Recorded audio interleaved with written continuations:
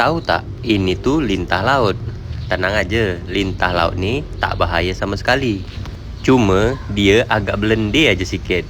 Biasa kami guna lintah laut ni untuk umpan tajuk ataupun merawai sembilang. Kalau orang pulau nyakap lintah laut ni tu snekel. Ini umpan paling power tahu kalau kita nak merawai sembilang ataupun kita nak najuk sembilang. Kalau kawan nak cuba pakai umpan ni, bolehlah dicoba. Apalagi kalau tempat kawan-kawan tu masih banyak ikan sembilang, boleh dicoba umpan lintah laut ni. Kalau tempat saya ni masih banyak betul lintah laut ni. Kalau sekadar untuk merawai, menajuk, tak kurang lah. Jadi macam mana? Nak nyoba pakai umpan lintah laut ni?